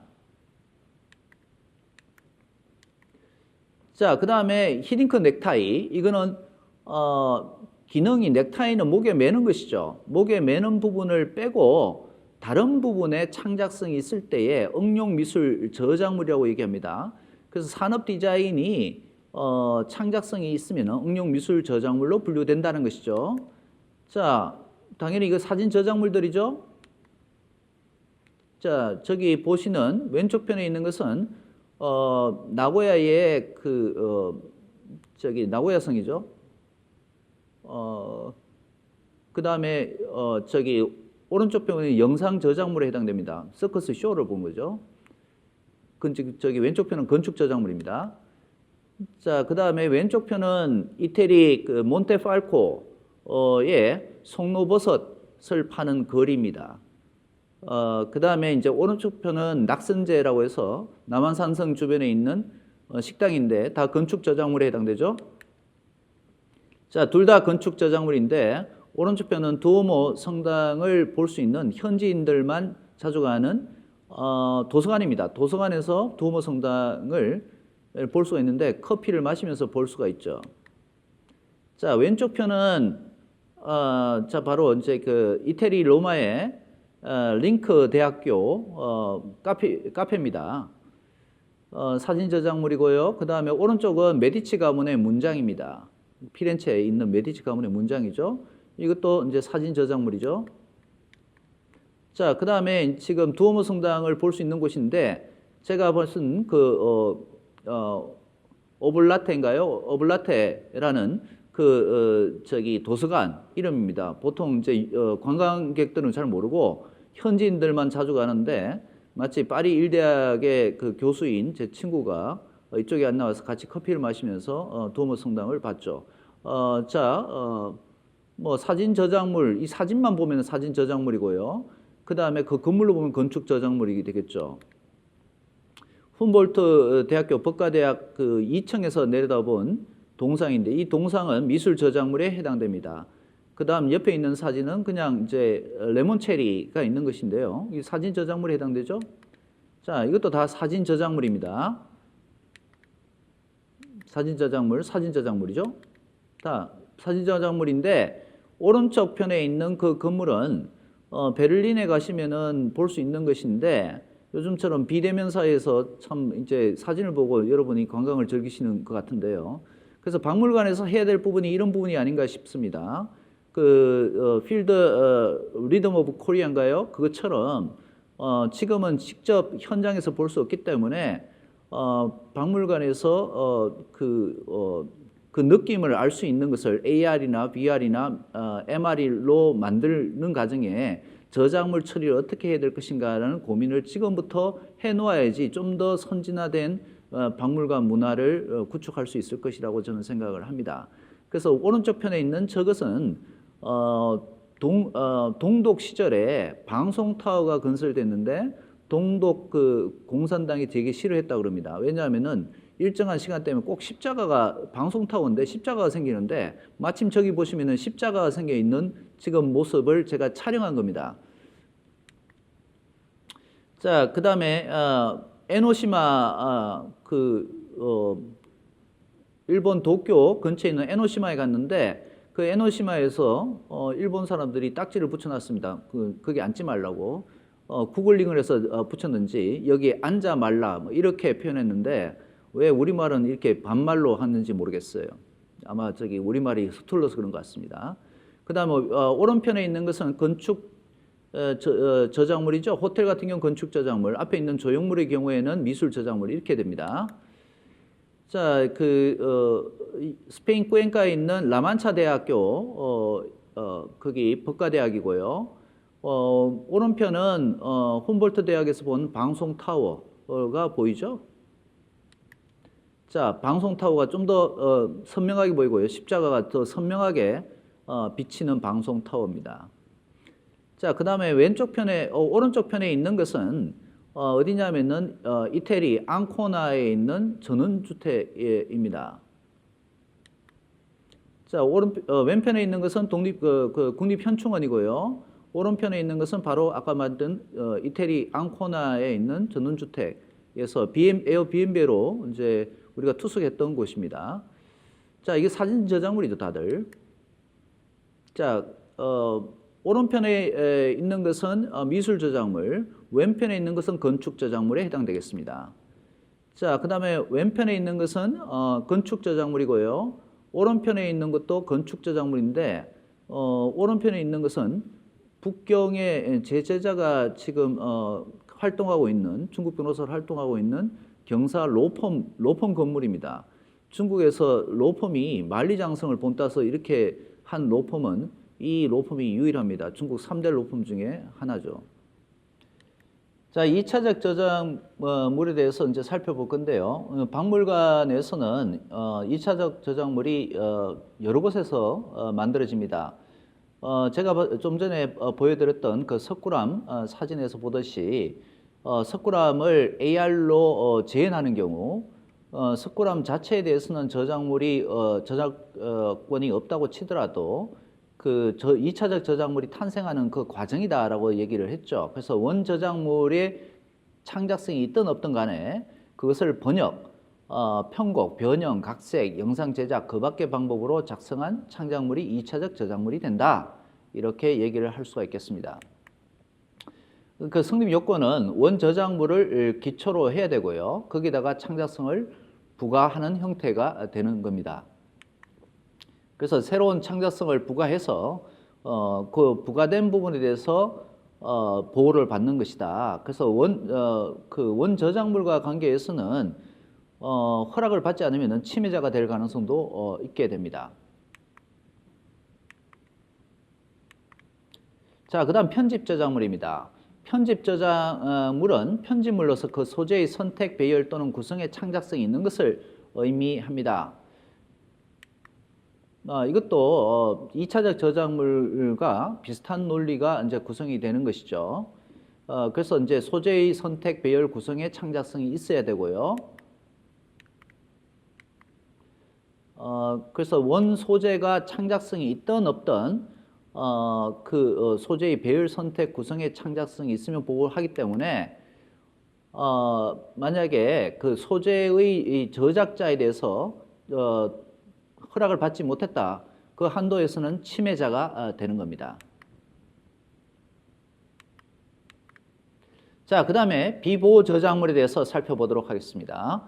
헌법, 법률, 조약, 명령, 조례 및 규칙, 국가 또는 지방자치단체의 고시, 공고, 훈령, 그 밖의 이와 유사한 것, 법원의 판결, 결정, 명령 및 심판이나 행정심판 절차, 그 밖의 이와 유사한 절차에 의한 의결 결정 등 국가 또는 지방자치단체가 작성한 것으로서 위에 규정한 것들의 편집물 또는 번역물, 사실의 전달에 불과한 시사 보도는 보호받지 못하게 됩니다.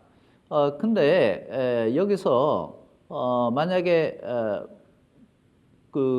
박물관이 사설이 아니고 사립이 아니고 국립이다라고 하면은 국가 또는 국가가 작성한 것이 되는 것이죠. 만약에 직원이 개인 명의로 작성한 것이 아니고 업무상 저작물로서 국가가 저작자가 되는 그런 경우에는 국가가 작성한 것이 됩니다. 그럴 경우에 비보호 저작물로 될 수가 있다는 것이죠. 근데 만약에 법원의 판결을 저와 같은 사인이 번역을 했다라고 하면은 그 번역물은 보호를 받게 됩니까? 보호를 받게 됩니다. 왜냐하면은 그 번역물을 법원의 판결을 법원이 번역한 경우에는 보호받지 못합니다. 하지만 제가 작성하면은 보호를 받게 된다라는 것이죠.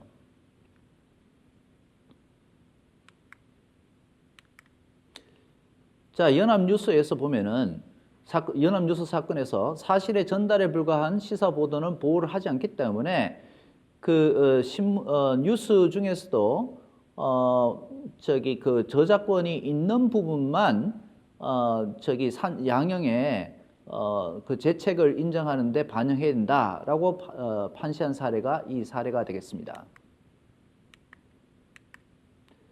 자, 저작권 침해 성립 요건을 보시면요. 원고 측에서 소를 제기할 사람은 저작물의 성립 요건이 충족해야 되고요. 의거관계를 주장해야 되고, 주장해서 입증해야 되고, 실질적 유사성을 주장해서 입증을 해야 됩니다. 그래서 보통 이제 어문 저작물의 경우 보시면은 각주 부분에 당구장 표시가 간혹 들어갑니다. 숫자 부분 앞에. 그것은 뭐냐? 밑에 부분을 끌고 왔을 때 당구장 표시도 끌려오기 때문에 그걸 통해서 아, 이거 표절했구나라는 것을 알게 됩니다. 그 부분은 창작성이 없는 표현입니다. 창작성이 있는 표현뿐만 아니라 오히려 의거관계를 판단할 때는 창작성 없는 표현이 더 중요할 수도 있기 때문에 창작성 없는 표현까지도 같이 대비하는 것이 의거관계입니다. 실질적으로 A 작품이 먼저 출시되고 B 작품이 나중에 출시됐다. 그러면은 A 작품에 의거했다라고 추정을 하게 됩니다. 그 시장에 나온다 먼저 볼 수 있겠다 이렇게 보는 거죠. 그 다음 실질적 유사성은 창작성 있는 표현까지 끼리만 대비를 하게 됩니다. 그럼 피고 측에서는 어떻게 항변할 수 있겠느냐? 이용 허락을 받았다. 크리에이티브 커먼즈 라이선스를 받았다든가 비보호 저작물이라든가 저작재산권 제한 사유에 해당된다. 그 다음에 저작권 보호기관이 경과했다. 공유 영역의 저작물 등에 해당된다. 이렇게 해서 저작권 침해가 아니라고 주장할 수가 있게 됩니다. 자, 그 다음에 이제 저작권 침해 성립 요건과 관련해서 보시면은 바람의 나라와 태양사신기인데요. 태양사신기가 바람의 나라를 표절한 것이냐? 그때 보시면은 실질적 유사성이 없다. 의거관계는 추인합니다. 왜냐하면 바람의 나라가 만화거든요. 먼저 나왔고 태양사신기가 나중에 드라마로 제작됐기 때문에 의거관계는 추정이 됩니다. 하지만 실질적 유사성을 판단할 때에 거기에 있는 그 포괄적 비문헌적 유사성과 전체적인 줄거리를 보는 것이죠. 배경 뭐 이런 걸 보는 겁니다. 문자적 문헌적 부분적 유사성, 즉 일부 거기에 나오는 대사들을 서로 비교하는 거죠. 그렇게 했을 때에 보통은 부분적 문자적 유사성은 거의 나타나지 않습니다. 왜냐하면 뺏기는 사람들도 굉장히 신경을 써서 뺏기기 때문에 그 부분은 일치가 되지 않고 포괄적 비문헌적 유사성을 봐야 되는데 이게 굉장히 보편적이면은 그걸 판단하기가 쉽지 않습니다. 그래서 이 사안에서는 실질적 유사성이 없다 이렇게 판단을 하게 되었습니다. 자, 그 다음에 저작권 침해와 구제라고 하는데요. 제가 방금 전에 설명한 바 같이 돌아와요 부산항의 가사 부분은 2차적 저작물이라고 했죠. 바로 돌아와요 충무항해의 가사인 그 부분을 복제한 것이다. 그래서 원 저작물인 돌아와요 충무항해의 2차적 저작물 작성권을 침해한 것이다. 이렇게 판단을 법원에서 했습니다. 자, 홍보 목적으로 인터넷 사이트에 게시된 프리랜서 사진작가의 풍경 사진 중 13장을 복제해서 이를 내 저장함이라는 디렉토리에 저장하여 둔 경우 저작권 침해 행위에 해당한다고 본 사례가 있고요. 자, 이제 마지막으로 사진 작품 관련 저작권 침해 여부인데요. 솔섬 사진 사건입니다. 이 사건을 보시면요. 원작은 마이클 케냐의 솔섬입니다. 너무 다르죠? 육지와 그 옆에 있는 크레인이라든가 그 공사장인데 원작이 포샵을 굉장히 잘 뜬 사진인 것 같습니다. 그 원작과 그 다음에 김땡땡의 아침을 기다리며라는 작품이 있습니다. 이게 그 대한항공이 주최한 여행사진 공모전에 출품해서 입선한 작품입니다. 그럼 누가 누구를 상대로 소를 졌겠습니까? 마이클 케냐의 권리를 양수한 사람이 대한항공을 상대로 소를 제기한 겁니다.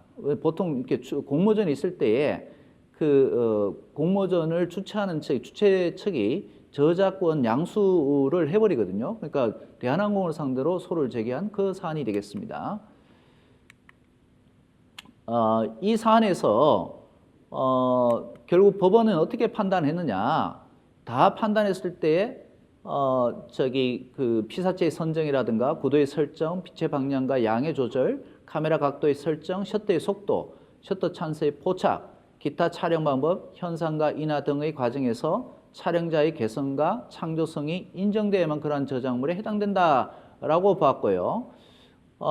그래서 지금 이 사안의 고등법원 판결을 보시면 좀 더 잘 알 수가 있는데요. 이걸 표현 요소별 분석적 대비를 했고 창작성이 없는 부분은 사실상 비교할 필요도 없는데 그럼에도 불구하고 대비를 했고요.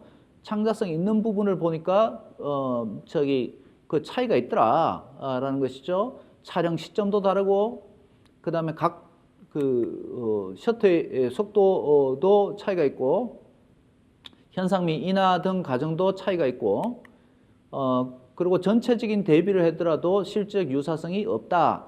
그래서 이 경우에 침해한 것이 아니다라고 판단했는데 만약에 그 솔섬에 직접 가봤다면은 만약에 원고가 이겼을 수도 있겠다라는 생각이 듭니다. 왜냐하면 원작이 쉽게 말하면 마이클 케냐의 작품이 그대로 자연 배경을 찍은 게 아니고 포샵을 했다라는 것이죠.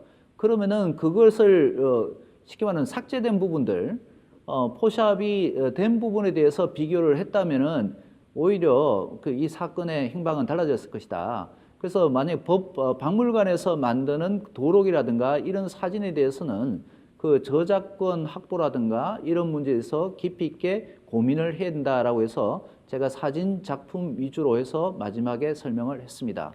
이상으로서 제 강의를 마치도록 하겠습니다. 감사합니다.